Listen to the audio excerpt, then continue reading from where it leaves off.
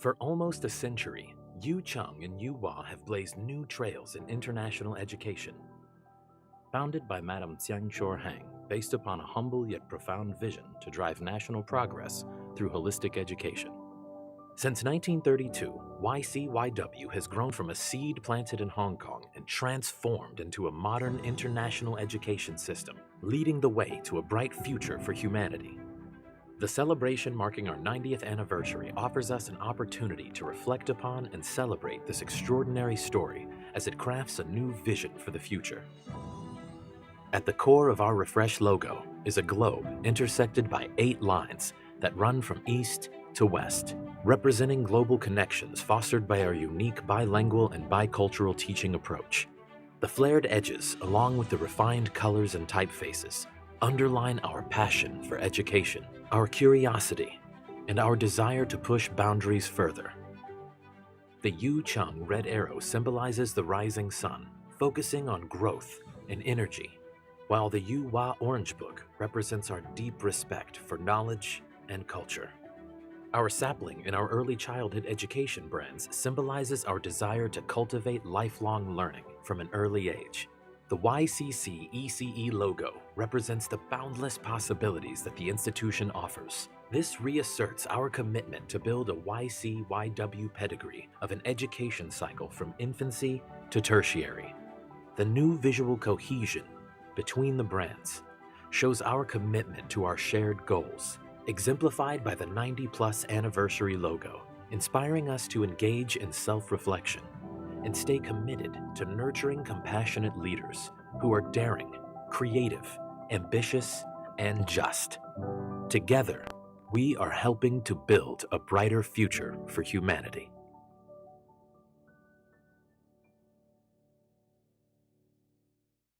现在是2022年，你很难设想一个没有互联网的世界，但在半个世纪前，它仍是人类关于未来的想象。1969年，互联网的诞生第一次颠覆人类发生连接的方式。1998年，搜索引擎的窗口第一次成为人类通往世界的入口。2016年，人工智能第一次击败我们当中最聪明的头脑。科技引爆的革命制造了人类历史中无数的第一次。当下一个第一次来临，科技与人的关系又将如何被重新书写？人工智能的应用将在多大程度取代人类？元宇宙构筑的数字空间将会是怎样一个新世界？未来以来，在科技编织的神话中，人类又该如何坚守独属自身的位置？2022年5月10号，耀中耀华星空说第2期，我们一起重新审视科技与人。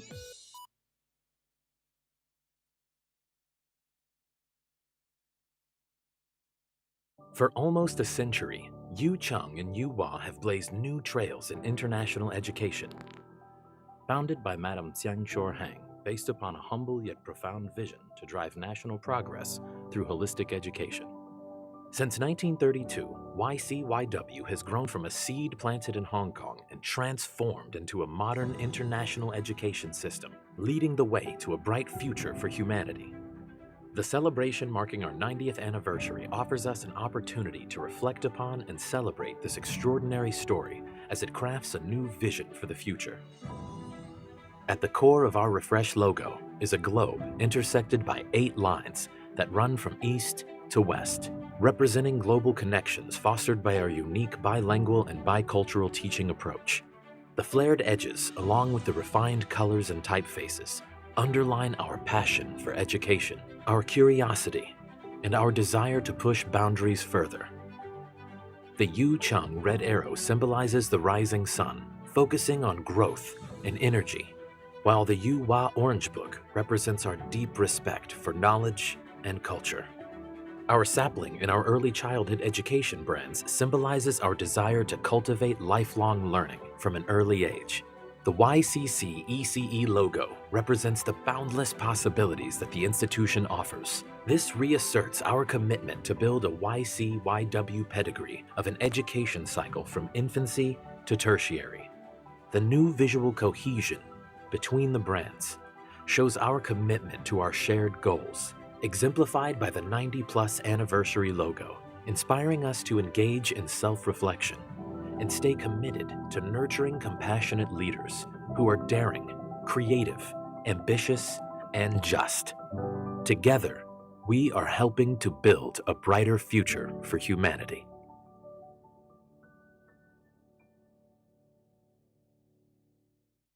现在是2022年，你很难设想一个没有互联网的世界，但在半个世纪前，它仍是人类关于未来的想象。1969年，互联网的诞生第一次颠覆人类发生连接的方式。1998年，搜索引擎的窗口第一次成为人类通往世界的入口。2016年，人工智能第一次击败我们当中最聪明的头脑。科技引爆的革命制造了人类历史中无数的第一次。当下一个第一次来临，科技与人的关系又将如何被重新书写？人工智能的应用将在多大程度取代人类？元宇宙构筑的数字空间将会是怎样一个新世界？未来以来，在科技编织的神话中，人类又该如何坚守独属自身的位置？2022年5月10号，耀中耀华星空说第2集，我们一起重新审视科技与人。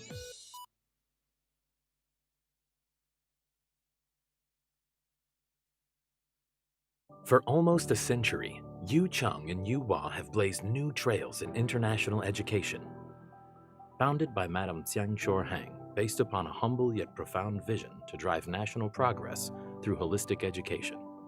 Since 1932, YCYW has grown from a seed planted in Hong Kong and transformed into a modern international education system, leading the way to a bright future for humanity. The celebration marking our 90th anniversary offers us an opportunity to reflect upon and celebrate this extraordinary story as it crafts a new vision for the future.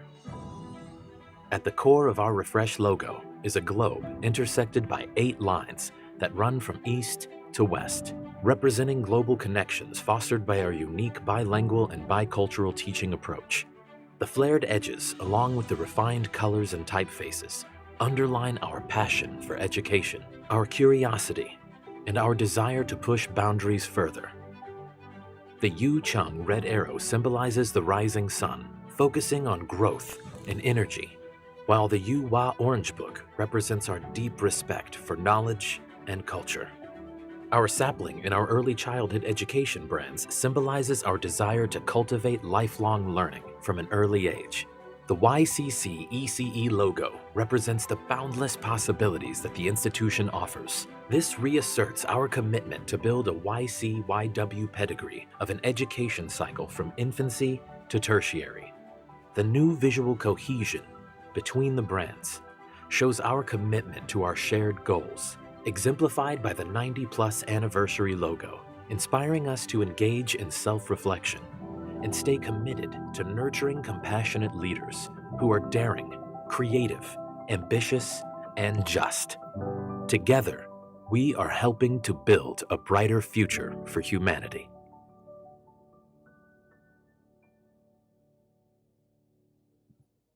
现在是2022年，你很难设想一个没有互联网的世界，但在半个世纪前，它仍是人类关于未来的想象。1969年，互联网的诞生第一次颠覆人类发生连接的方式。1998年，搜索引擎的窗口第一次成为人类通往世界的入口。2016年，人工智能第一次击败我们当中最聪明的头脑。科技引爆的革命制造了人类历史中无数的第一次。当下一个第一次来临，科技与人的关系又将如何被重新书写？人工智能的应用将在多大程度取代人类？元宇宙构筑的数字空间将会是怎样一个新世界？未来以来，在科技编织的神话中，人类又该如何坚守独属自身的位置？2022年5月10号，耀中耀华星空说第2集，我们一起重新审视科技与人。尊敬的李海翔先生，各位贵宾，现场及线上的耀中耀华同学们、老师们、家长们，大家好！我是来自香港耀中国际学校13A 的学生洪新玉，也是今天活动的主持人。欢迎各位参与耀中耀华主办的公益教育品牌活动“星空说”的第2场。去年上海耀华临 This event began at YWIES Shanghai Lingang, and it's our great honor that this year the event is held in Hong Kong. I'm looking forward to Ms. Vic Lee's insights and thoughts. Hello everyone, I'm Cherry from Year 12. I believe everyone today here is just excited as I am, knowing that we will meet and be inspired by one of the leading industry professionals in tech life here in Hong Kong. This is a really unique occasion to learn how we could live up to our school mission to align with science and technology. Our Planned Leadership Series began last year at YWIES Shanghai Lingang, and this year the event is held in Hong Kong. I think you all know that today's theme is the future is at your doorstep, humans versus technology. We have this theme because we have noticed that the technology has changed our life rapidly and quickly and massively, especially when the concepts of metaverse start to emerge. The technology is shaking our world and changing our perception. In this case, as human beings who are using and creating the technology, how can we position us? And our generation, how can we live with technology better? And how can we achieve success and happiness at the same time together? To talk about it, I think Mr. Vic Lee is just the right person to talk about this topic. Mr. Lee is one of the co-founders of Tencent Company, the internet giant, and later he has founded the Catalyst Education Lab Foundation. He's very experienced in different fields, and he is willing to share with us his insights and thoughts. We all know that at Youcheng Yuhua, we always try to learn beyond our classroom through interacting with others and exchange ideas. Today's event is just about that. The future is at your doorstep, humans versus technology, where we will be joined by Mr. Vic Lee, co-founder of global tech company Tencent, who left the company after a 12-year stint and founded Catalyst Education Lab, a non-profit transforming education through facilitating professional development. Ms. Lee has extensive experience working in multiple industries, including investment, education, and technology. He's awarded China Chief Information Officer in 2008 by CEO and CIO magazine. I'm sure he will inspire us with new insights on the advancement of tech and its application. The director, Dr. Betty Chen, is not here today. It's a great pity. Now we'd like to introduce Director Dr. Betty Chen, CEO and School Supervisor of YCYW, to give us a speech. Education. A warm welcome to you all. The theme for our second Planet Leadership Series talk is both interesting and relevant. The future is at your doorsteps, humans versus technology. With our Planet Leadership Series, we challenge conventional ways of thinking, bringing together the finest minds from various disciplines to shape their insights. Our purpose is to arrive at innovative solutions as we hurdle towards the future. And I use the word hurdle quite literally. The future is upon us. Later this year, we celebrate our 19th anniversary. Technology is the fuel driving this acceleration. Yet, as life speeds up, we also need curious minds and caring hearts to provide direction. Education is the first building block in this process. Yet, it is not the degree in our hand that shows success.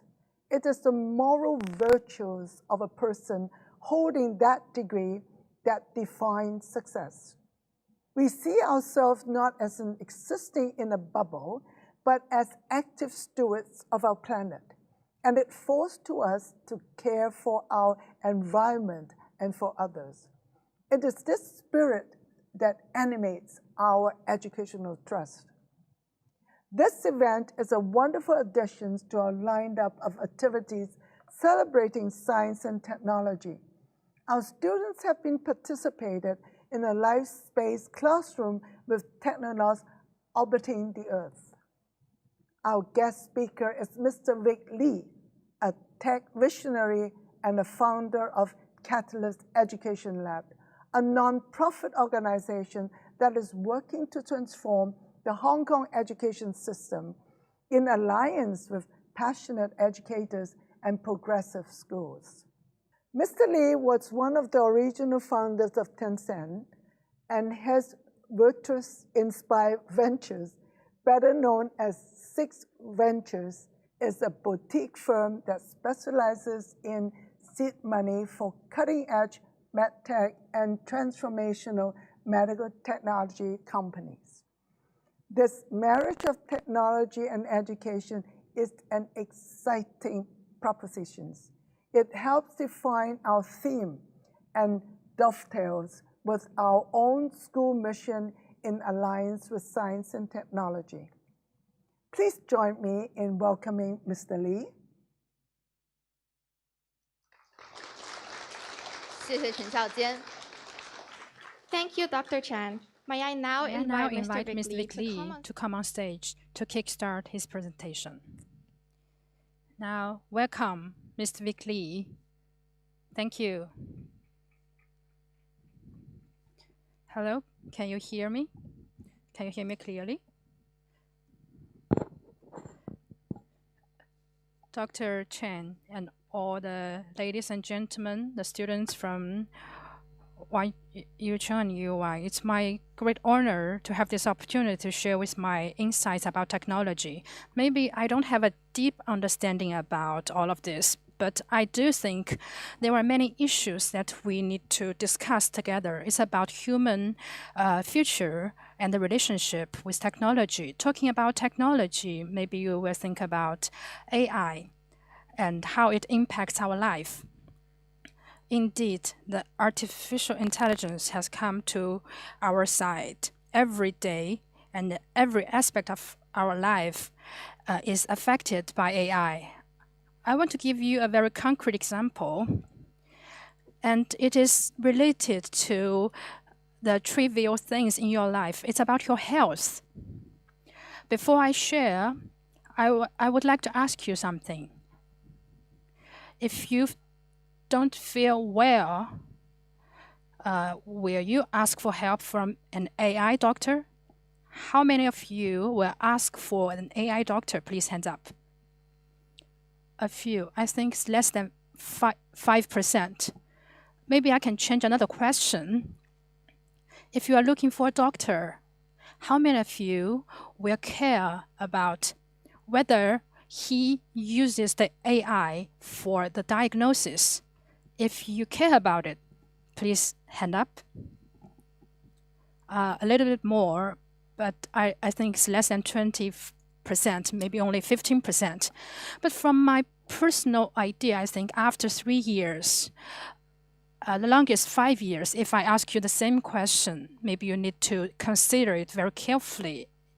If you are looking for a diagnosis and treatment, will the doctor use the AI technology? A Stanford University research shows us that an experienced doctor in the United States, how can he accurately judge, diagnose what disease you have? The probability, the figure is 60%. It means for 60% probability, he will be able to give the accurate diagnosis and treatment plans for you. And after that, how many percentage do you think? Then another 60% for the possibility he will be given the right treatment. So there will be a possibility that he make a wrong diagnosis, or then he give the wrong treatment. But with AI, with the help of AI, this figure can be increased to 90%. So on average, if you are seeing a doctor, you need to take 2 visits before you get the accurate results. But now you only need 1.2 visits, then you can get the correct results. It has a great impact, not only for the patients, for the diagnosed results and for the progress of the disease, and also for the society. The medical expenditure will be reduced greatly, especially for the unnecessary medical expenditure. It will be reduced. If we look at the China situation, the medical industry every year, it's tens of trillions spent on medical field. It's a great business. But if we take AI, use AI into our everyday life of the medical field, how will it affect the society? I think maybe the doctors will be the mostly affected, because in their mind, maybe they will think, as a hospital, as a doctor, they will think like this way: I spend so much time to study how I can serve the patients better. And when the patient come here, I will see more patients. There will be experience and cases. It will be a cycle. But when we have the AI, after 10 years of experience, maybe the experienced doctor will be just as the same capable as a fresh graduate. It will greatly impact the career path of the doctor. So what can the doctors do? Maybe I need some advanced knowledge or advanced field that the needs haven't been met. Maybe some new diseases. How can we treat the new diseases, the new treatment method? Or how can I get closer to the patient? It's not about when the patient is sick when I offer my service to him. It's about we have some health management in advance to prevent possible diseases. In this way, for the medical companies, for the drug companies, they will think in this way: after I have some new drugs, I will cooperate with the KOL doctors and to see whether in the real life this drug can be used, or maybe there will be some side effects, and how we can prevent the side effect, and how we can apply the drug better. The core competency will be their relationship with the doctors. When he offers the doctor better service and support, there will be more hospitals asking for the drugs. And then there will be revenues and business income. It is a logic like this. But after we have the AI, they need to compete with other manufacturers, the drugs from other manufacturers. Everything's transparent, the data, and the relationship with the doctors is not the most important anymore, because the AI will be deciding which kind of drugs will be used. So maybe they will think, oh, what is the meaning and what is our core competency? So maybe we need to cooperate more with the AI companies and to gain their support. They have to reconsider the business model. So for insurance companies, the core competency for them before will be the professional ability to judge what kind of treatment is the most effective to treat a certain disease or the most cost-effective, because they can design an insurance product that is the most competitive and to attract more consumers, and they will study a lot of this. But now with AI, they will think in this way: well, the insurance company, our insurance company, and the other insurance companies, we are all using AI. Everything is the same, no difference. So how can I design something special? maybe it needs to communicate with the consumers more and to save costs, to think about all the disease and all the insurance thing. So the small progress in AI will have a great impact on the whole world, on the whole ecology. So as we know, the AI has entered every aspect of our life, not only the medical field. The McSee has investigated a long time ago. They say some of the jobs will be replaced by AI in 2030. I heard from your teachers that they read the report and they searched how much impact it would be having on the teaching position. Will it be replaced? So it is not only like this. Every day our life is impacted by AI. 50% of the job is to serve others. Maybe you need the 50% of the people to be at your service. But now the robots are at your service.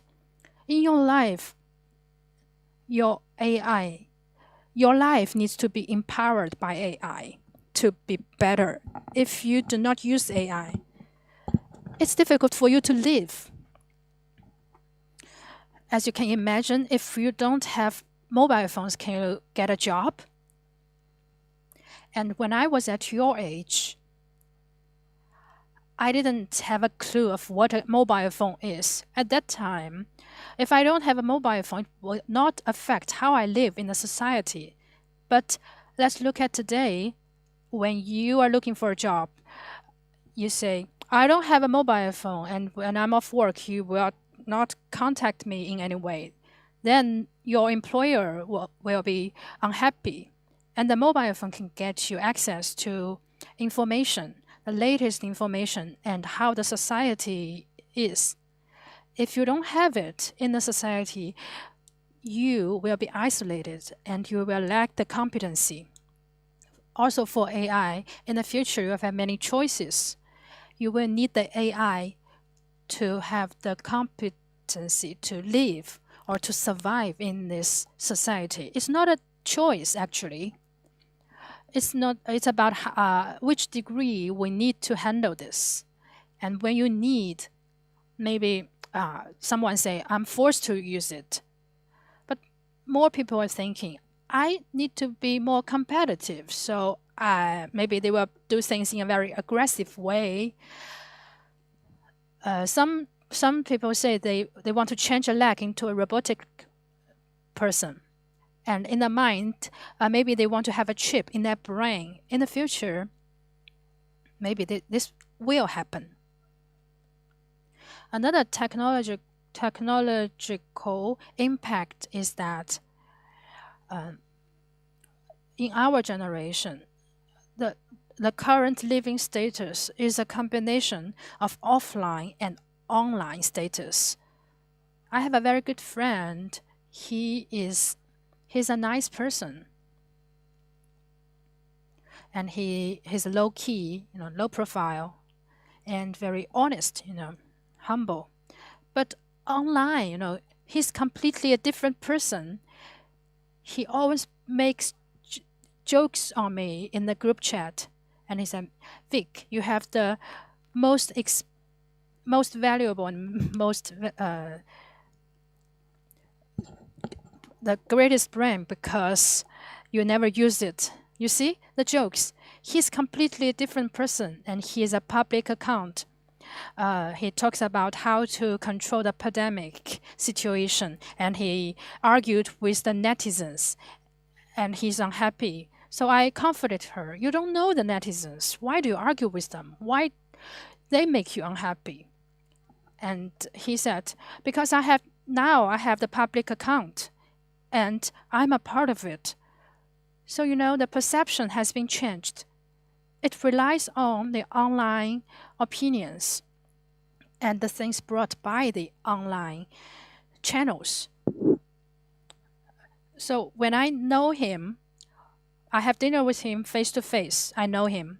But I also know how he's responding and how he's acting online in the virtual world. For an KOL, it is not only about, we are currently living in this world, this physical world, but there will be a him in the virtual world. In the virtual world, he will also have an identity. It's also an existence. And also there are online living status, not only about KOLs, but also about, to accumulate my knowledge, to acquire more knowledge. I think you used Zhihu, the application. If I don't know something, I can ask questions on Zhihu and you can get answers. So, people will be giving you the answers by sharing their knowledge. But in the future, I think all of you will have an online avatar, just online. Maybe it's not touchable, or maybe it's physical, maybe it's not, but it exists.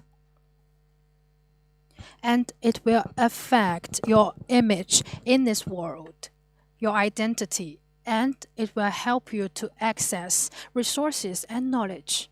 Most importantly, many people, they are very emotionally attached online. A long time ago, there is a product, you can have a pet online. It makes a lot of money. When they lack of money, the pet will get sick.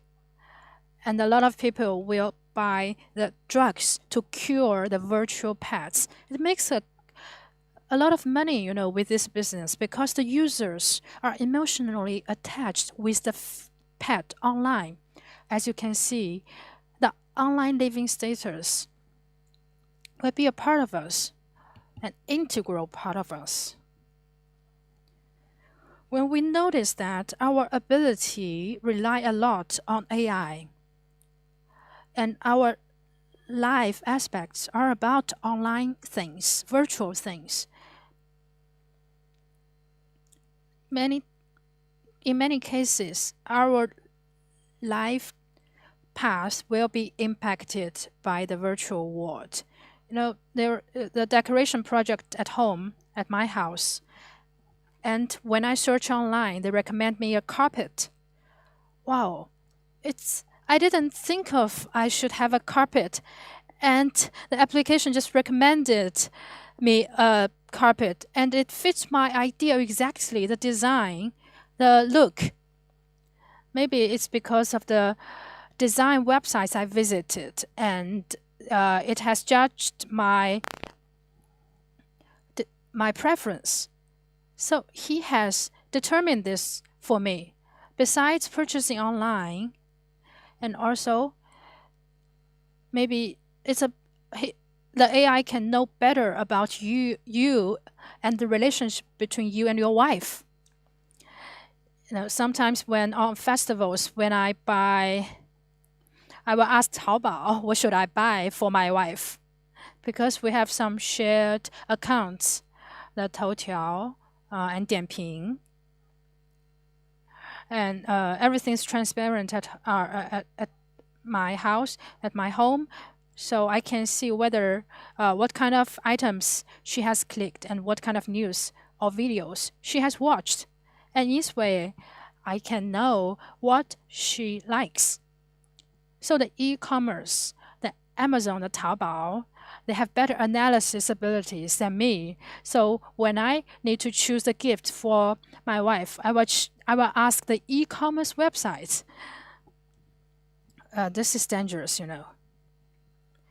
because the shared accounts I share with my wife, I also have my own.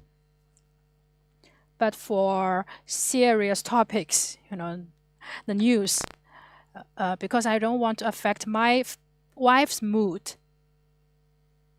When I have the negative news, I will be, I don't want my wife to see all the news. I need to watch myself, just to keep an eye on my wife's mood. And we are truly manipulated by the virtual world, actually. Maybe you are purchasing something recommended by the websites, but it's not even on your wish list. And when you are watching the videos on YouTube, maybe the videos are recommended by the websites. It's not searched by you, but recommended by them. And it will affect your mood today, happy or unhappy. And also, they will affect your value. And for example, the president election, some of the news will affect, no matter it's true or faked, maybe it will affect the final result of and also about the terrorism organization, something like that. All of these contents in the virtual world will affect your behavior and your face. Therefore, I think the impact from the virtual world, sometimes you just don't know it, but it indeed exists. So after so many examples I've mentioned, I think our ability are affected or enabled or empowered by AI. Currently, we live in this world and we are greatly affected by AI, including our emotional feelings and also our life path. It's affected by the algorithm. Maybe a little change of the algorithm will change your plans for your summer vacation. When we rely so much on technology, how the world is operated, the basic hypothesis will be changed. And here we have a term, the paradigm shift. Paradigm here means in some particular field, a common sense for a fundamental concept or framework on which basis the research will be carried out. If the paradigm changes, a lot of things will change correspondingly.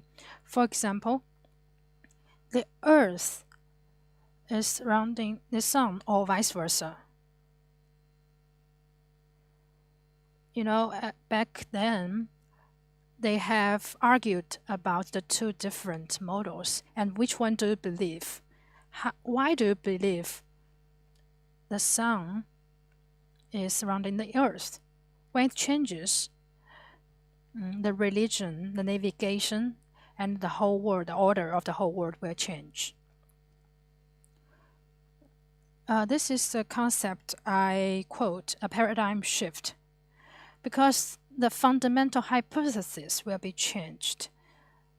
It will be applied in our future study and work. One of the changes will be about impact.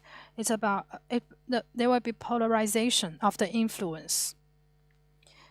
Our generation in the past decades have experienced the experience that the world is becoming equal and equal. A lot of colonized territories are independent, and the rights people are fighting for have been realized, and a lot of benefits have been achieved. So a lot of people in the world think, oh, the world is becoming equal and equal. But technology may change this. A lot of people may think what you have online is not eternal. My son likes to play games very much, and for some time, he likes to play a game named Wallop. But I noticed that he has been playing for 2 or 3 months, and he stopped because he said, it's not fair. I spent so much effort to have a new weapon, but after a while, they are having a more powerful one than his. And he thinks, well, the gaming companies taking away what I have, and it's not fair. So this about the things we are having in the virtual world. Does it really belong to us? Maybe the rules change, and then what you have is nothing. But if you think it in another way, a lot of the people with technological impact, from the impact, they can maybe have some other influence. From a small video, a short video, they will affect whether you purchase or something or not. For example, buy a drug, or to recommend which doctor you see if you are feeling uncomfortable. And from this, then they can guide you to certain insurance products, and then about the financing services. And then maybe your view towards the world economy will also be affected, and also towards the society. So the concept, the thoughts are changed. A lot of people haven't realized about it.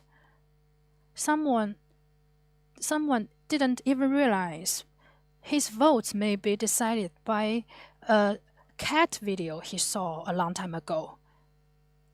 It's completely out of expectation.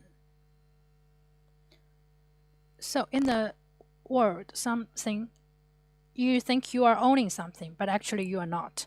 The technology are controlling things, and the impact expanding. So when this happens, the further impact will be that the orders will be fading away. The money you own can be measured, but the impact of technology cannot be measured. Tax can be charged if a person is rich, but how can we judge whether a man has a strong technological impact? If technology is controlled by a small portion of people, then it will be a game of only them. So then it will be unpredictable, because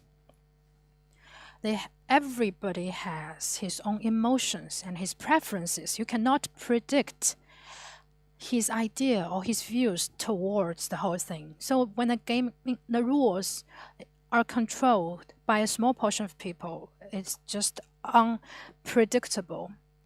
And the power of technology, in the case of conflicts, it will greatly influence the whole world. So, talking about orders, maybe the orders were just fading away in this world. After I graduated from college in the past decades, the world order has been perfected, improved step by step. But after your graduation, maybe the order will be challenged instead of perfected. And so, when there will be conflicts, maybe what you are facing, I know maybe you are seeking for progress, but that will be vulnerable, and some of the advancement will be reversed. And maybe different people will have different definitions about advancement. In my opinion, I think it is about the material life, about human beings, and also spiritually we can have more choices, and we can tolerate, accept each other, and between people to people and between countries and countries, there will be more goodwill instead of bad thoughts. That's what I think is advancement. But when the conflicts occur, how will advancement become? It will be volatile, maybe, in the next decades. Maybe there will not be a perfect answer for this. I read a book. This book is about gunpowder. It talks about the advancement in the world, and it says it will be affected by the conflicts, including the values, the conflicts in the values between countries, and also the change in power or strength caused by the technology. All of them will lead to conflicts, and the conflicts may cause the reversed advancement. A lot of people think the human world will be getting more and more advancement in the future, but actually not. A lot of countries, they are not making progress, they're not making advancement. Maybe you are frustrated when you hear this. When I graduate from college, when I want to start my own business, but I may notice that there is a huge gap between me and the other peers. So very high and very low levels, the impact. When I have an idea finally, and nobody will want to have the justice, there's no order. And then finally I have some achievement, and it will be changed completely all of a sudden. So how can we survive in the technology jungle? And I don't have an answer for this question. But I think maybe there are aspects we can think about. In this tech jungle, maybe we need to look at our cognitive ability, our behaviors, and our wills. And also the strengths we have, whether we can take the initiative to prepare for our future. I think one of the great important premises is that we need to know the complexity of the world. I often mention an example is about a business we have. You use the internet when you are born, but when I was born, there is not the case. So sometimes we think it's about music. We can put the music in the CD online. There are 10 songs in the CD, and I only like one of them. I don't want to spend 100 yuan for the whole CD, but I'd like to spend 10 yuan for one of the songs inside. So I put the songs online, and people will pay for the music online. So that's the most original mode for music online. Why people pay. But later, companies notice that, Chinese people, they don't like to pay for the music for themselves, but it's okay if they pay for the music for others. For example, in their blog, they want to buy a piece of song as the background music, or maybe they want to hear some song for when some others are calling him, for the mobile phone. So it's another business opportunity, the business model. It's not a great amount of money. It's a small business. So then the companies are thinking, so how can we make money? How can the CD companies make money? Later they notice that because of the piracy, the CD companies are not making money. They are making money because of the variety shows and advertisement by the singers. So now here comes the issue. How can we make the singers popular? Then they think, well, maybe we can have a music online media to have the rankings. And from the rankings, we can have popular singers. Also, we can have some competitions for the singers to make them popular. And then for now, music media. And later they noticed, well, it's difficult to have the monopoly of all the potential singers because there are so many singers. So what should we do? Even though when you have an IP and you can have the people, there are so many other choices in the world. So the music listeners, they have so many choices. They don't know how to choose from so different music. So according to this, maybe the companies now, they are recommending the music based on different scenarios. So talking about the music, what I want to say is that when you enter the online music field, you're just thinking, oh, it's about the encoding of the music, the technology, and you are starting a business.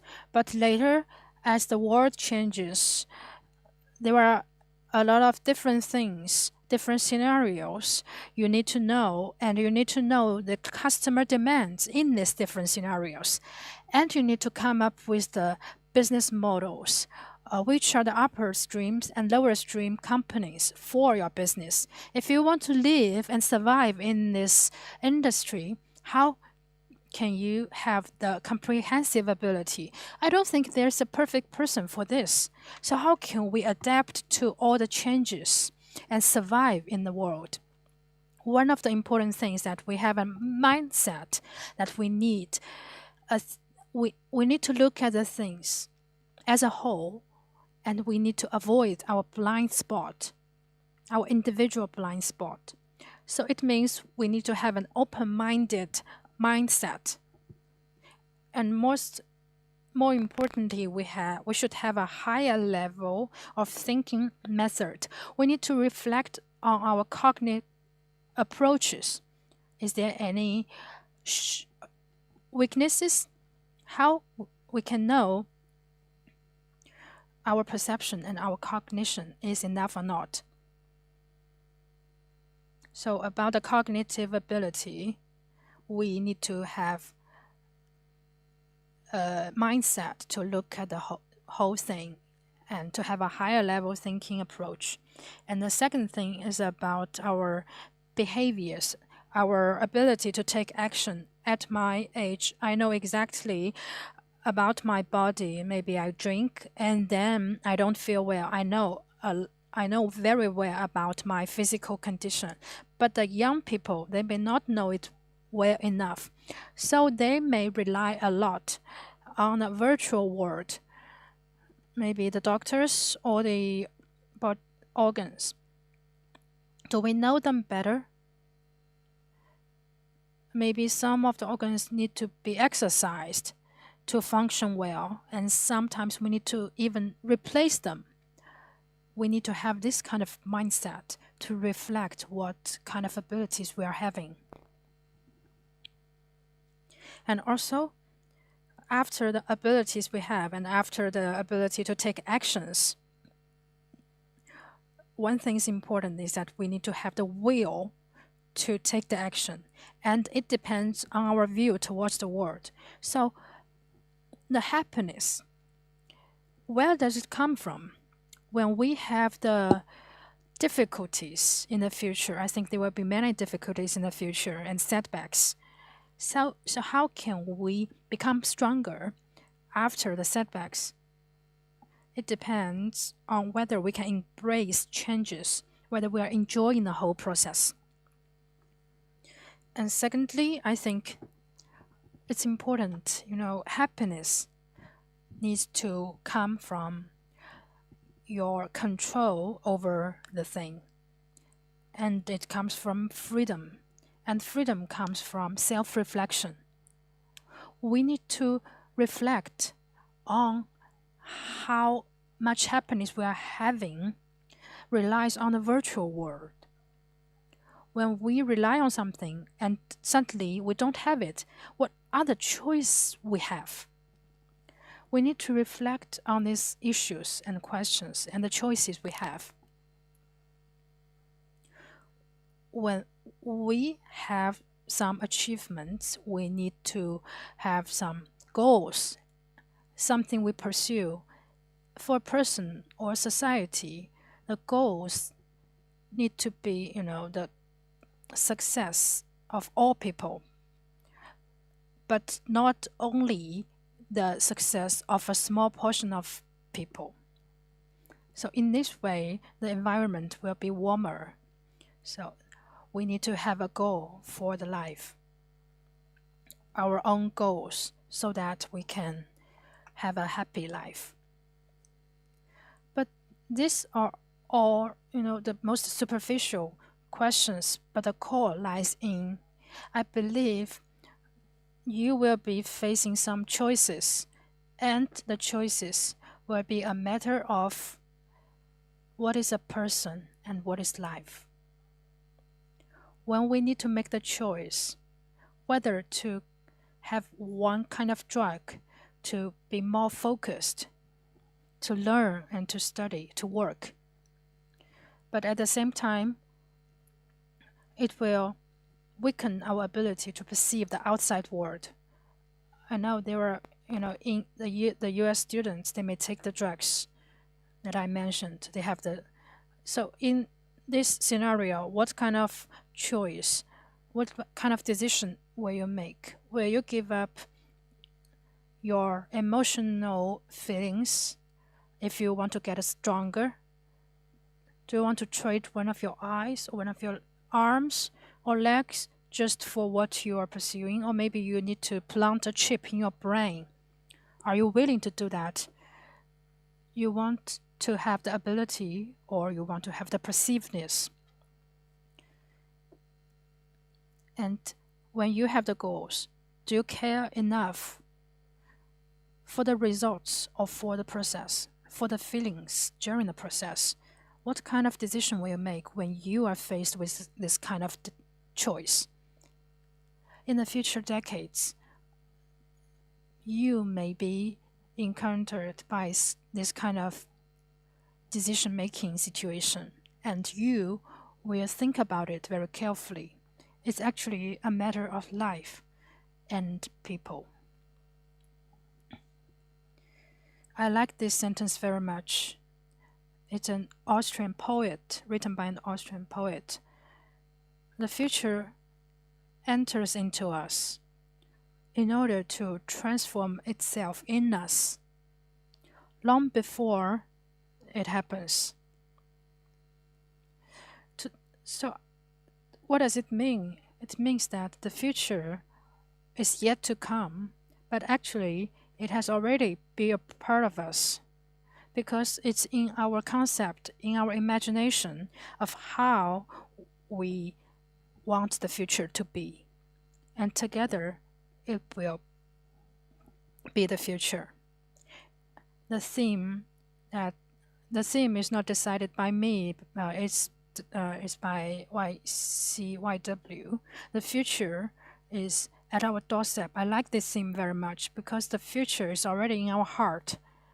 We all have our ideas and concepts and imaginations towards the future, and it actually determines how the future will look like. As the parents and as the education practitioner, the teachers, maybe we not only need to provide the future generation knowledge and skills, but also, just like Wang Yangming said, we need to cultivate their mind and heart. If you want to learn something, in many cases, you need to explore your inner heart, the needs in your inner heart. This is how I think is important for you, the teachers and the students. The future is decided by our inner thoughts, what we think on life and people. I think that's all for my sharing. Thank you very much, and I think I can have the chance to communicate with you in the following sessions. Thank you. Thank you very much, Mr. Vic Lee, for the insights and also the expectations towards the future. Now we will have the roundtable discussion, and we can have some discussions based on the speech you made. Thank you, Mr. Lee, for insight for sharing. Ms. Jared Demi, Education Tech Coordinator for Yu Chengyawa, will be joining our roundtable discussion. Let's welcome.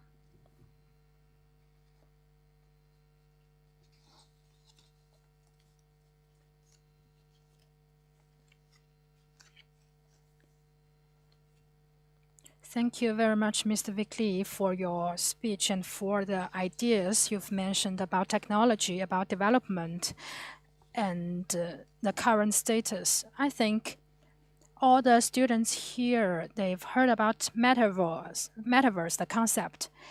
And I think you want to mention it in your speech. We know about this concept long ago, but now we still think 2021 is the first year of the metaverse. Would you like to share with us more about this concept? I'm not an expert on this, but I think I can share with you some of my observations. About the metaverse, it's not a new concept, but a lot of technology and user experience and how the internet operates is actually will be affected by this. The human-machine interaction technology is the most important in this part. We have AR, VR now, but behind it, there will be algorithms, the capacities and technological advancement to support the progress. This is the first, the human-machine interaction. The second is about the internet technology, the advancement in this area. It makes a lot of things to be connected with the internet. In the past, it will cost a lot of money, and there will be technological barrier. But now, it's more convenient. So these problems have been solved. So all things are connected now. And third point is that a very interesting change is that people are, as the internet users are feeling that the inequality online is an issue. So now there will be decentralized solution for the virtual world. So that in the virtual world, because of the decentralization, as a common sense,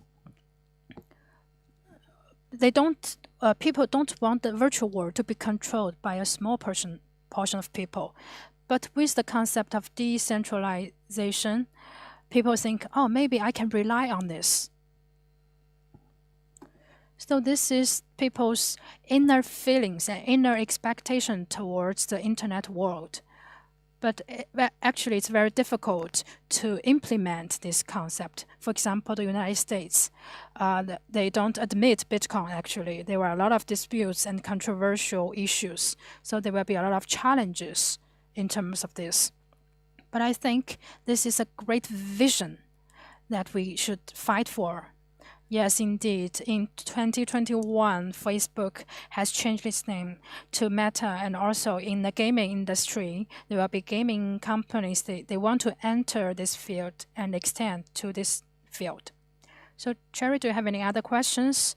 Just now, Mr. Vic Lee mentioned that when you are purchasing something on Taobao, when you are selecting a gift for your wife, you think Taobao knows your wife better. So, from your experience, when we notice that if we say something a lot of times just besides our mobile phone, and then the application will recommend what you think. So, in this way, how do you think privacy in this way? If you want to have absolute privacy, maybe you should say goodbye to technology. If you want the convenience, you need to let the technology know about you better. But in this way, I think people need to have some self-reflection ability or self-control ability by themselves. They need to control how much degree they feel comfortable about revealing their personal data. Because some people may think, oh, I don't want the technology to know a lot of data about me. It's also okay. But if you want the convenience, maybe you need to make some sacrifice. So in the future, I think absolute privacy is not possible in the future. Indeed. I think sometimes someone is just eavesdropping everything in my life. So do you have any questions? Ms. Lee, thank you for answering the questions. Education Technology Coordinator in the organization. And I want to ask a question about education, how it relates to AI. You mentioned in your talk that many people are concerned about their careers being replaced by AI. I'm one of these concerned people. I like to check the website where robots take my job. And it's real, they keep the probability of the job in automated replaced by robots or AI. I'd like to know whether or not Dr. Chang's gonna replace me with a robot. But fortunately, it's actually low for teachers, somewhere around 5%. However, I do have an explanation here. I'd like to know your opinion whether or not where there will be a future that students will be taught by AI or robots or as opposed to real human beings. So Mr. Jared is a little bit worried about whether he can keep his job or not because of the technology advancement, because of the maybe in the future, Mr. Vickley, do you think in the future, maybe in 2 decades, will the teacher be replaced by AI or robots? I think maybe 20 years after, I don't have an answer for that. It depends on whether the definition of human beings, But if we are talking about it with a premise that all of the people that are educated, if the the definition of people remains the same, then I think there will be need for education. Just like a baby, when he's born, he knows nothing. So how can he become an educated person to know about the world, to get more skills and knowledge, and to know more what he really needs? This process is about education. And such education should be taught in a physical school or online. But maybe online, maybe it's more effective, but the fundamental things are the same. For example, how I talk to others, how I communicate to others, what is my feelings, what kind of thing can it motivate me, and what is my life purpose. All of this need to be educated and guided by adults. But in the future, it's not about only one thing. Maybe it's about mutual exploration together by the adults and the students. Maybe the school only creates an environment for the young people, for them to explore and to try different experiences, different roles, and to analyze different possibilities. I think there will be a need for such environment for those babies to grow up into a decent person. But if you say maybe they're clones, or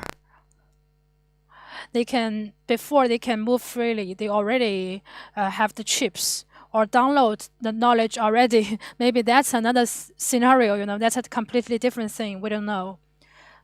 This is just about sacrifice, the privacy thing, the convenience, and AI, development of AI, the roles of AI. We just don't know for sure. But we don't think teachers will be replaced. I believe there will be some questions from the audience present here. So how about the questions? If you have, you can just raise your hand and we will give you the microphone so that you can ask the question to Mr. Vickley. We will now open up the questions. You can raise your hand and ask the questions to Mr. Vickley. We will give you the microphone, both the students present here and online.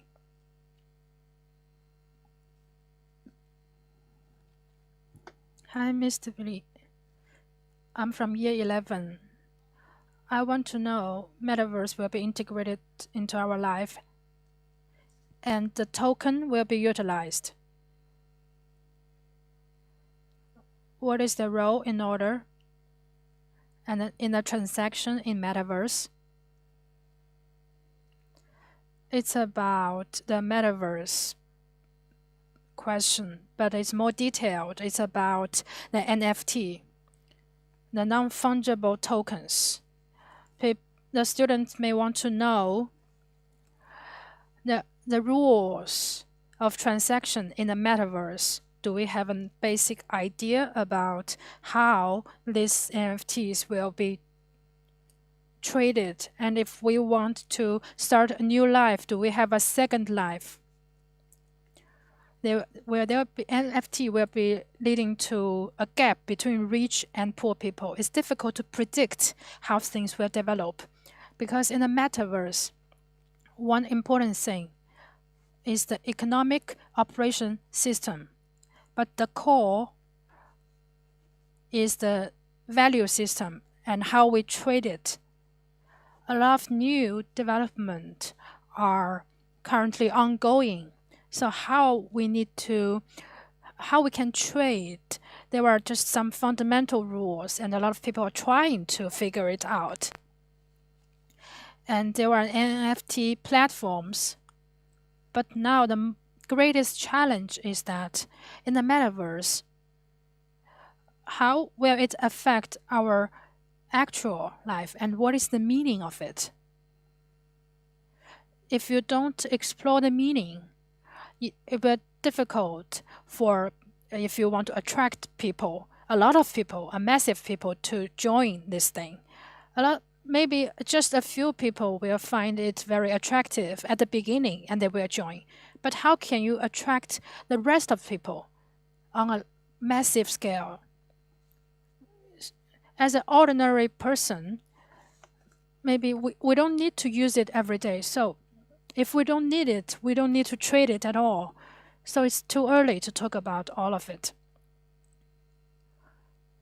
But it's just about, emergence of new ideas. A lot of companies, they're trying different ways, different approaches.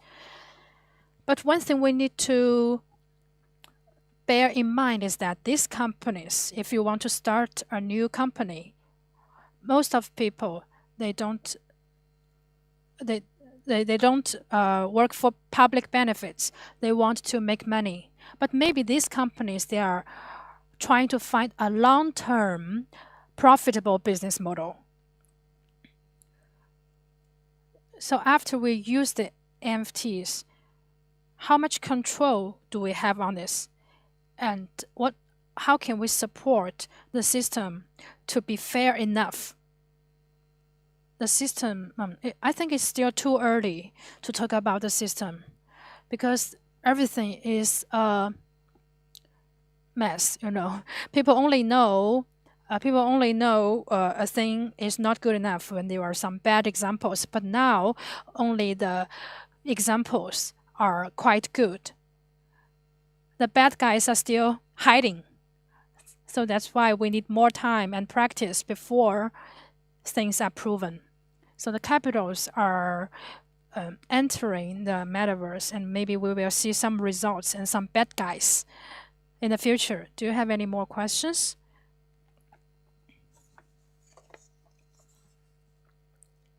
Mr. Vic Lee, I know the metaverse, the concept, comes from the social dilemma, the Snow Crash, the novel, and describes a virtual environment. And in the social dilemma, the documentary on Netflix, there was something about addiction into the metaverse and the virtual world. So when Tencent is promoting their product, besides the anti-addiction system, do you have any other solutions for this kind of thing? About addiction, I think it's difficult to solve the problem. The game developers and also the metaverse creators, they want you to stay longer. That is against the anti-addiction thing. But some people, if they have social responsibility, they want to have a good balance between these two. But for the enterprises, inside their enterprise, there will be an argument for trying to get the best balance between these two. So I think maybe in the future, it depends on every single user, every individual user. They need to control by themselves. Maybe they experience some bad things and they need to rescue themselves. And that's why education matters. Education can make them understand what kind of control they can have on themselves, what will make them happy, and what will make them unhappy. The virtual world, is it eternal? Can you really have it? This kind of issues we need to discuss. We need to educate individuals about the concept so they can get the hold of their life and achieve some success and happiness. So I don't think the responsibility should not be only by the enterprise, but about the individuals. Everyone should be aware of how we can make the most use of metaverse. I didn't know whether I answered your question or not. Anti-addiction can only be used for a while. If you really want to have control of your life, it should be depends on individual abilities. So do we have any more questions coming from the students? Here you go.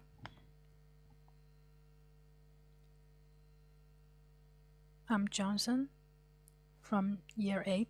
In your talk, you spoke about how AI and doctors are diagnosing diseases. In the current development of AI, what types of tasks are AI superior and inferior to human doctors? I think this question is about Ms. Jerry's question. It's not about education, but also about the medical field. What kind of tasks are AI superior or inferior than human beings? There are a lot of examples that AI won't forget things. It's the advantage. The example I mentioned, the doctors cannot do better than AI because there are a lot of rules about diagnosis.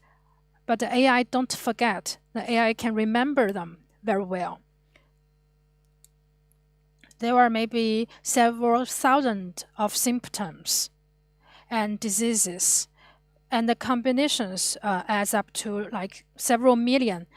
So human doctors cannot remember them all, but the AI can remember them all and can keep it consistent all the time. It won't be affected by sleep or food or something like that. So we need the storage or algorithm.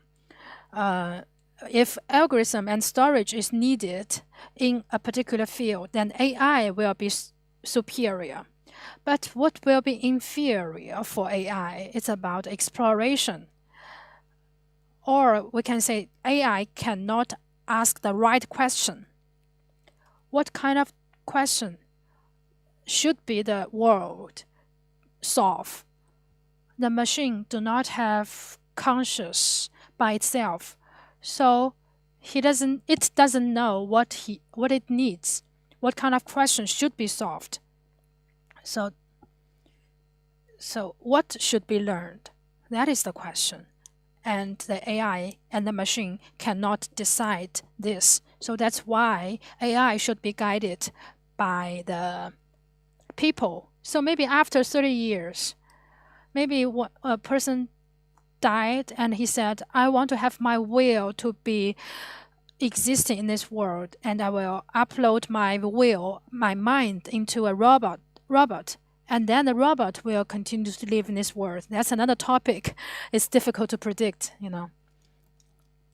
It feels like the science fiction film we have seen. The robots, they learn to love, and they have emotions, and they have their own ideas. And maybe at that time, we need to redefine people. What is people? It is a deep question. So do we have any other questions? We have a student up there. I think there is a student up there putting his hand up. Just like you mentioned, we have a question. The technology has solved the questions or problems from the past. But do you think what kind of issues do you think is restricted by current technological level but will be solved in the future?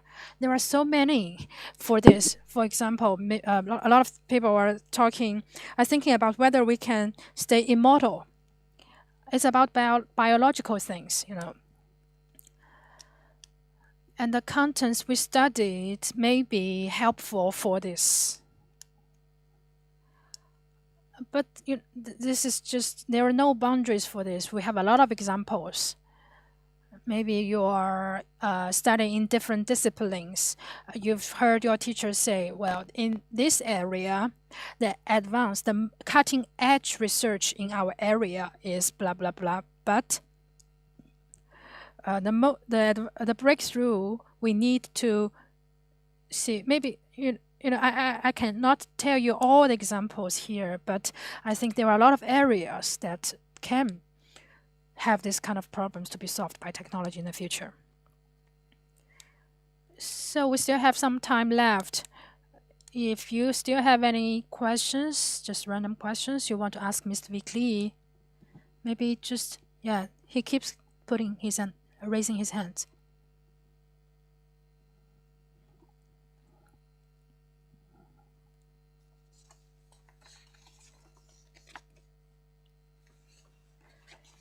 I'm a little bit nervous. What I want to ask is that about the future development. I don't want to talk about now. It's about future development. A lot of technology are talking about extending ourselves. They are here to help us, the computers, for example. But how about the involvement and progress in ourselves, the gene adaptations and the chip in our brain? It will change ourselves. It's not about the outside world. It's different from computers, some external things.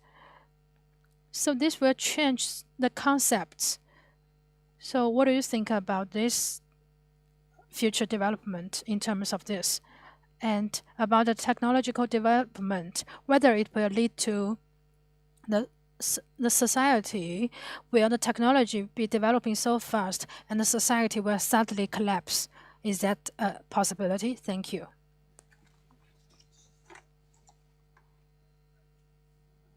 The greatest challenge is that the advancement of technology will make people a lot of choices, and such choices will change their concept and value, and it will lead to conflicts. To be specific, just now we mentioned the examples. The drugs. For the drugs I take, I can handle the tasks well, but I may not be able to control my emotions with the drug. But will I choose it or not? Some people may think, well, I cannot sacrifice my emotional feelings. But some other people think, no, I need to achieve this goal. I have this mission. I want to have stronger power. So there will be conflicts. In this case, they will, just contradict with each other. And then there will be problems occurred in the society. When you have the drug, you replace the organs, you plant the chips. All of them may cause potential social issues. But when you plant a chip, you can have better mathematical abilities, right? So how should we choose between them? We can just solve one aspect of the problem you have with the technology. But it's okay, I think. But during the process,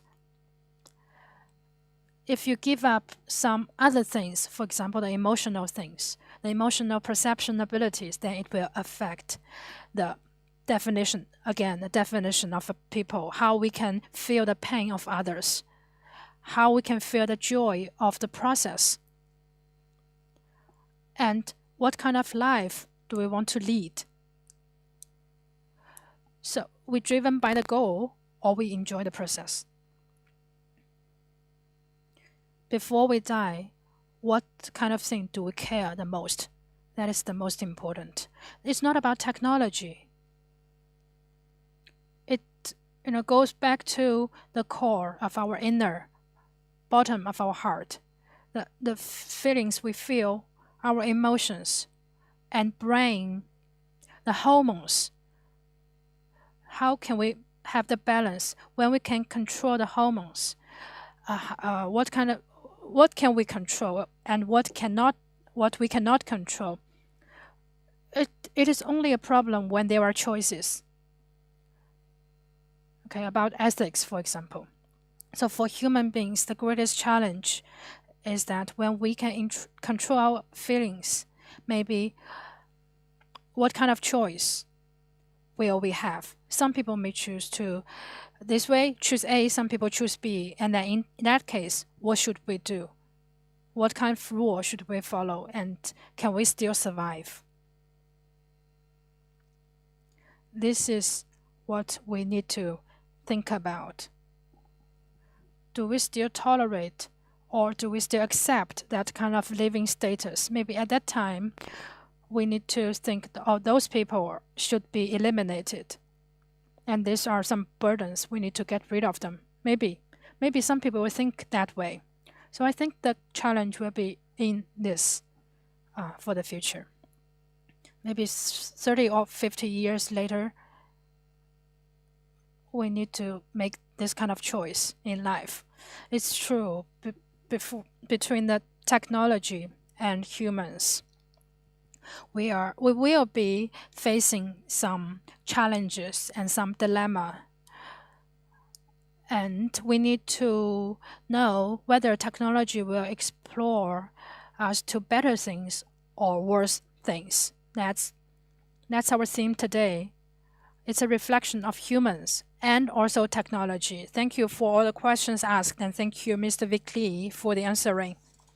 Apart from the over 100 audience present today, we are also live broadcasting on WeChat, and we are having community from mainland China and US. They are watching the live broadcasting, and they also have some questions. Moving on, let's have some questions from you, Chungyuhua community. The first group of questions are present here on the screen. We can choose one of them, and maybe it's relevant about our daily life. It's about pandemic. Has the pandemic made humans more dependent on technology? For example, online learning, shopping, and food ordering have become the new normal. Do you think this phenomenon will bring a positive or negative impact? I think overall, the pandemic brings some technological progress or implementation. It's for long term, I think it's positive. It's positive for the society. But for the negative impact, I think it's not about the dependence to technology, because I think people are already relied on technology a lot, and everything we use are controllable and under certain supervision. So we don't have to worry about we rely too much on the technology and the impact. But what we need to keep an eye on is that we are using so many technologies, so the interaction between humans are changing. In the past, we need to solve some problem face to face, but now we don't need to do that. So the relationship between humans may be changed after the pandemic. when we want to do something, we may need to rely on something, the bonding between people or mutual trust between people and emotional attachment between different individuals. But in the future, maybe people will rely on interests in a more rational way. So the bricks and contract of the society will be changing. The relationship, the bonding may be changed into another form. So this should be the things that we consider. With so much technology, the relationship between people are changing. So it's not about the dependence of technology, but the human relationship. Indeed, because technology will help people to get closer or distant. So now we will have the next question coming. It's about the career path of your own. Can Mr. Lee at the left bottom, can Mr. Lee share the most difficult experience you have ever encountered at work? And how did you overcome the difficulty? And what changes or inspirations has the experience brought to you? I think the difficulty, so many difficulties, life and death crisis, sometimes. But I don't want to mention the concrete details because it's about privacy and other people. But I think reflecting on my career path, a lot of difficulties come from my own restrictions or limitations. For example, at the beginning, I graduated and entered the workplace, and I started to lead my team. At that time, when I had some difficulties, I think, well, I need to solve it by myself. But sometimes I noticed that it is difficult to solve it all by myself. I need the help from others. And, I personally like to do it alone. And when I need to accomplish the task, and I often think, if I cannot complete the task, how can I ask other people to do it? So that's the thing I have in mind when I first led the team. And I know exactly what he is doing it correctly or not, our team members. But after a while, you will see that your experience is not useful enough to solve the problem you are facing, and some other people are more professional than you. So how can you cooperate with them, with those professionals who are much more professional than you? So how can you be sure this person is competent and another guy is not competent enough? And how can you ask him or her to work for you? About this, we need to think of some ways, but the most important is to break the cognitive limitations and restrictions of yourself. Maybe some prejudice or maybe some horizon. You need to broaden your horizon to ask others to cooperate with you and to make full use of their talents. So if I reflect on the difficulties I have, I think maybe that is about the restrictions. So you're talking about leading a team. Not only about team, maybe inside or outside a team. If you want to get something done, you need to ask for some help from outside, a professional how do you know what you don't know? Because sometimes we don't know what we don't know. That is the key problem. We need to locate. How can you know the way you are looking at the question is correct or not? You need to reflect on this. So sometimes you do not have a comprehensive idea on the thing, but you don't know. And besides the specific things, maybe you should also look at your learning method, how you communicate with others. When you have conflicts or different ideas with others, how do you look at it? How do you treat it? So this is also some advice for our students. So about when we are forming our values towards the world, we need to listen to other people's ideas and to locate our weakness to be stronger. I think the success of a person is decided by a series of decisions, the qualities of your decision. And when you make the quality of decision making determines your chance of success in the future. So you need to make sure every decision is made by proper cognitive perception. So here comes our last question. So Mr. Vickli, can we ask you for some advice about the future or maybe the learning, the study?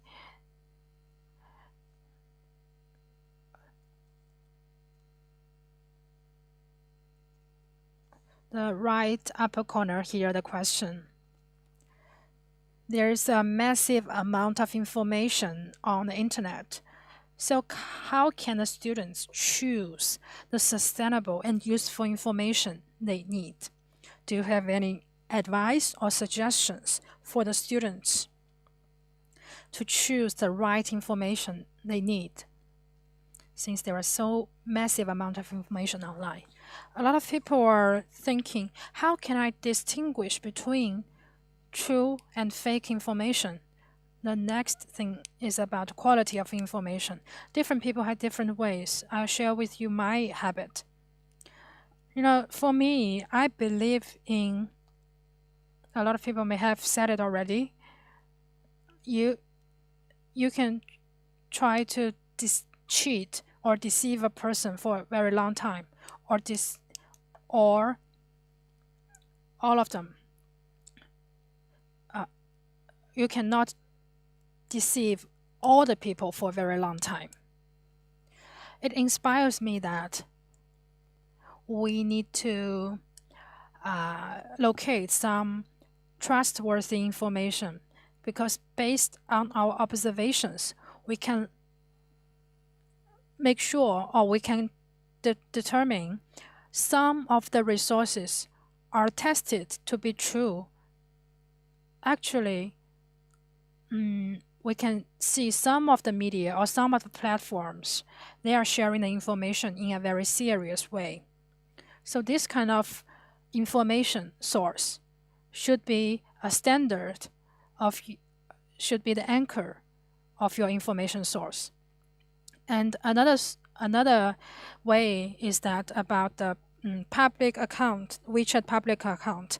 Maybe they will share the latest information, and maybe you get all the information from this account always. But there will be true or false things from this public account. In this way, maybe you need to make your own judgment whether it is true or false.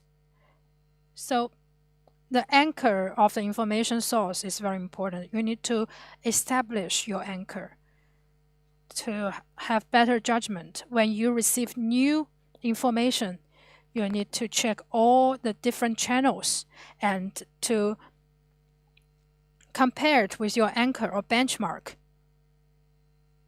Anchor is very important for the information source. Especially when you are searching information online, it's the fundamental skill. And of course, you need to develop a mindset or thinking method recently I've been reading, the philosophy or science thing about cognitive things, abilities. And how can we believe in what we should believe? If you are interested, you can also do some brain activities or brain exercise in terms of this. You can train your brain. Could AI filter between true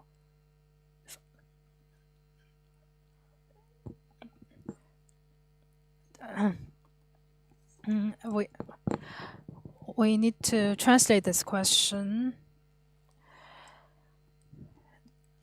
Can AI help us to filter the information between true and false information?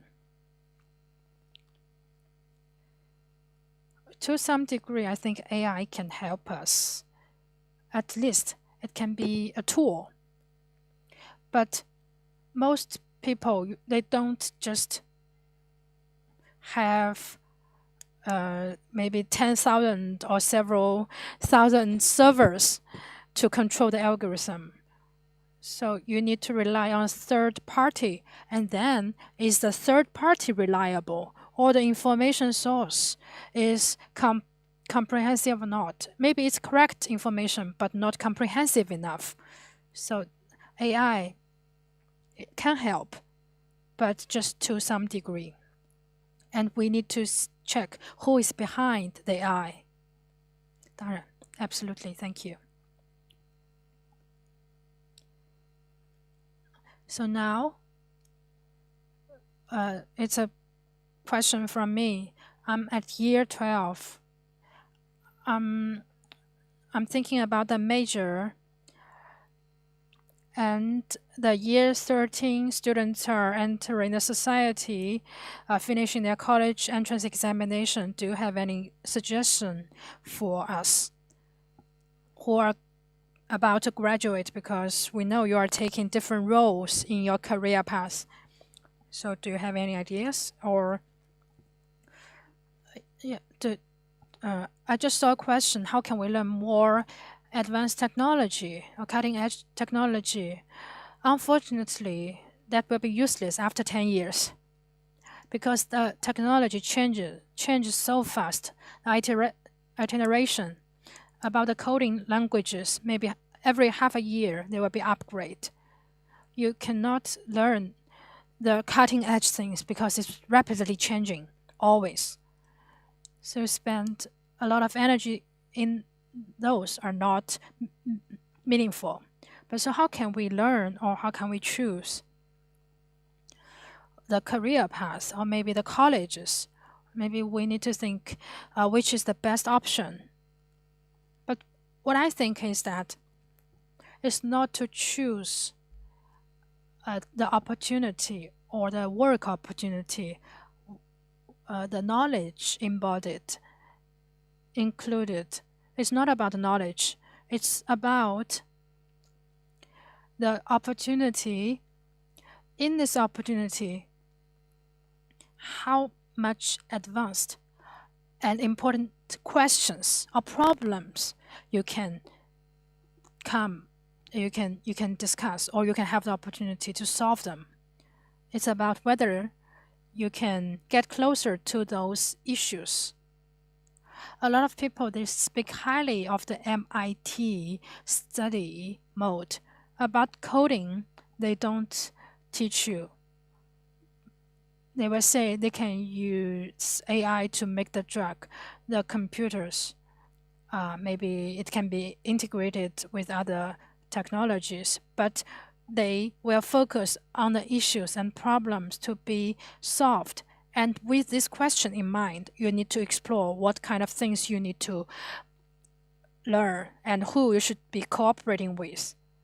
The questions should be located. That is the most important. That lies the chance and the potential opportunity for your future. And when you are faced with this kind of choice, or you can find the area that you have the passion for. And then you find the right place, the right resources, and the right people to make it solved. So now I think it's not about solving problem, it's about how we look at the questions. So many choices in current world. So the opportunity or the chance I mentioned before is very important. It guides us closer to the issue that we need to solve, and then it drives our learning. It's more meaningful. So to summarize, we should be open-minded or have the mindset about the changes in this world. And we need to get all the information, because when you focus on the question itself, you will be thinking whether it is related to something or something else. You should be sensitive to all of these questions. You should be look at it. This will be driver to find the opportunity or the chance that you can make a contribution to.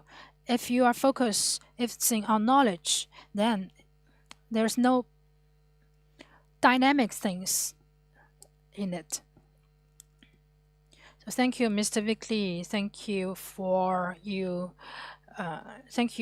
sharing with us with all the topics and have a reflection on technology versus human beings. And also thanks from our students online. Thank you very much.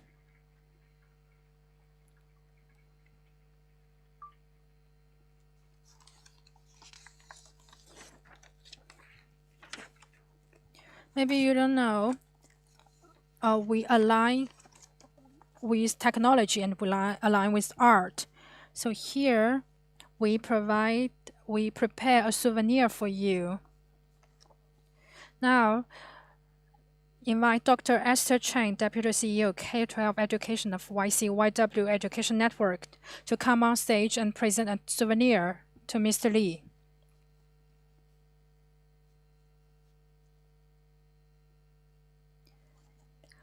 This is a very special piece of artwork named Chasing Futures Created.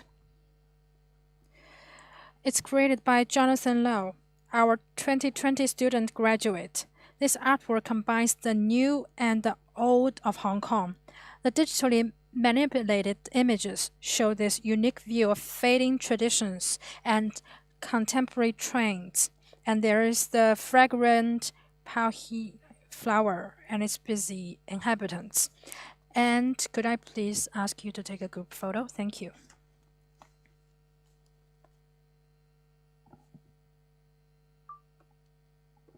Thank you very much.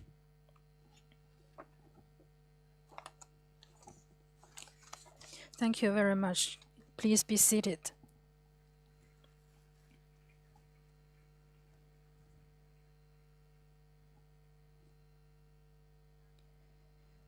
Technology and education are important elements to change the future. I think we need to value and reflect on the connection between technology and humans to create a different world. Thank you very much for Mr. Vic Lee's outstanding sharing, so that we can have the chance to reflect our position in the tech jungle. Thank you, Mr. Lee, for your wonderful sharing. As being a digital, aligning with science and technology is one of our school missions. This is inspiring and thought-provoking lecture from Mr. Vic Lee on how to position ourselves in a digital-oriented world, and giving us the opportunity to ponder on the impact of the radical paradigm shift. I believe each of us is excited about this topic. Thank you very much to joining this event. And I hope you enjoy this Planet Leadership Series. I believe every one of you are inspired from today's lecture, and you can scan the QR code today on the screen for the follow-up and also the video replay of today's event. You can scan the QR code. Thank you everyone for joining this event. Please visit our Planet Leadership Series webpage and our WeChat account for the event recap and playback. Looking forward to seeing you at our next Planet Leadership Series. Bye.